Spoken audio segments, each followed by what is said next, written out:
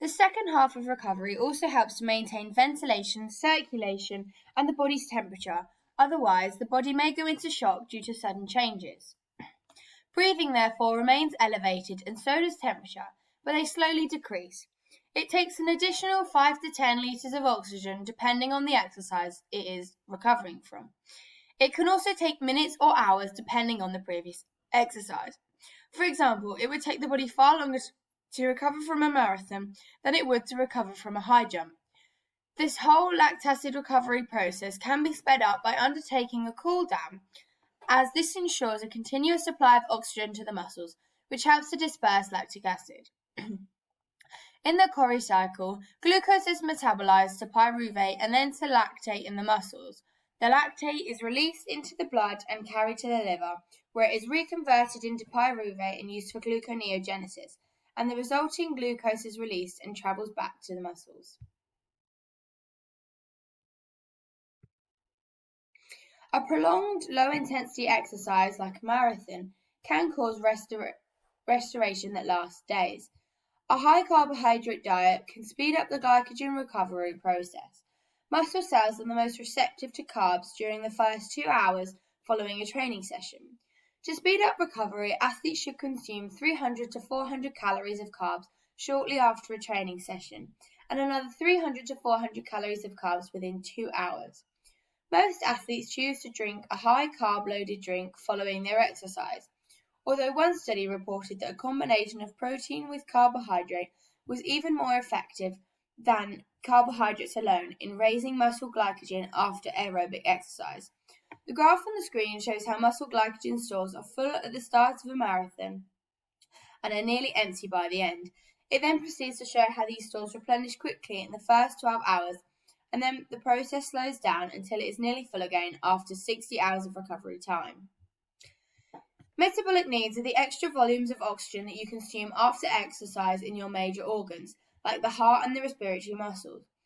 The heart requires lots of extra oxygen to be able to sustain an elevated heart rate and stroke volume.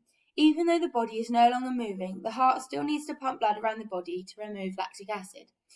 The respiratory muscles also require extra oxygen because of the elevated breathing rate and tidal volume during alveolar gas exchange. In the graph, it is evident that the body's internal temperature is at 38 degrees after exercise, which is 1 degree above resting level. Slowly, over a period of an hour and a half, this temperature returns to resting 37 degrees.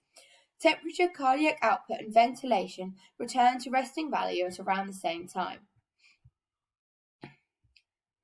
Different sporting events fatigue and recover differently. If we specifically compare marathons and a team sport such as netball, many obvious differences can be obtained. In a marathon, athletes can be running anywhere between around 2 to 6 hours. This means that all of their ATP-PC will be used up, and nearly all of their glycogen stores. These athletes can become very severely dehydrated and drained, using up lots of their body's emergency supplies. This impacts their ability to recover. The body must remove large amounts of lactic acid that will build up in the muscles, as well as resynthesize glycogen stores. This recovery process takes hours to fully complete, and athletes can be left feeling the effects for days afterwards. Netball, on the other hand, is a very different fatigue and recovery process. Players take part in games that last an hour, meaning that they're exercising for a much shorter period of time than the runners. However, their exercise varies greatly in intensity, and they use up different parts of their energy systems. The marathon runners use their aerobic system for the entire event, whereas netball players bounce between ATP-PC, lactic acid, and their aerobic systems. This means that as players, they have short recovery periods. The game is also played in 15-minute intervals, meaning that there is guaranteed rest between gameplay. This allows players' bodies to resynthesize ATP-PC and myoglobin stores. Their bodies get to recover alactacidly every so often. This helps them to keep up a higher intensity rather than stay playing at a submaximal level. When the game is over, then they are able to fully recover all of their body systems. However, their epoch time is still much shorter than a marathon runner's, as they have been exercising for a much shorter period of time. DOMS is delayed onset muscle soreness, which refers to the pain athletes often feel in their muscles that can last up to days after an exercise or event is over. following this heavy or unaccustomed exercise. This pain can be felt because of damage to the muscle fibers known as microtrauma and damage to the connective tissue surrounding the fibers and due to increased tissue fluid within the muscles. This soreness and pain is usually temporary and disappears within a few days as these damaged muscle fibers are able to repair themselves. However, during those 24 to 72 hours, it can have a negative effect on the force generating capacity of the muscles affected. Studies have shown that DOMS is most likely to occur in the muscles after eccentric muscle contraction. Therefore, it results from weight training. Isometric exercise causes less soreness and concentric exercises causes none. Acute muscle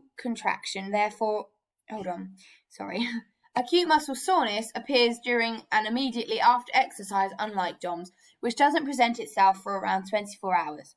Theodore Hugh in 1902 conducted a study that found the soreness that presented itself was fundamentally the result of ruptures within the muscle. These ruptures are caused by the actin and myosin separating prior to relaxation, causing greater tension on the remaining active motor units.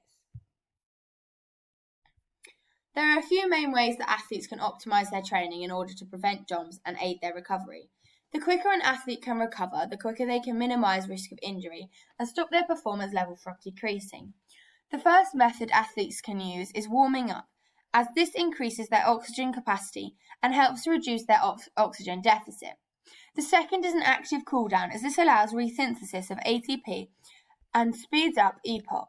Another specific training, for example, in the early stages of the training program, athletes should try to reduce the eccentric aspect of muscle action. They should then progress in training from low intensity work through to higher intensity bouts so the body can get used to it. Athletes can also use work release and recovery ratios in order to improve ATP resynthesis. The next way of aiding recovery is gameplay strategy. This only works in specific team sports and wouldn't really work for individual events. However, in sports like football, the team manager can make decisions to rotate players to give players a rest to replenish their energy. Basketball coaches can call a timeout during a game to allow their players 30 seconds to catch their breath and resynthesize their ATP-PC. Controlling diet and nutrition can also aid recovery, as refueling with a high carbohydrate diet within 1 hour of exercise will speed up the recovery process. Eating well before, during, and after exercise also helps this process. The energy for glycogen replenishment is made available from the aerobic pathway. Cryotherapy is a way of freezing to help repair muscles. This can be done in many ways, such as ice packs, gels, vapor coolant sprays, and ice baths.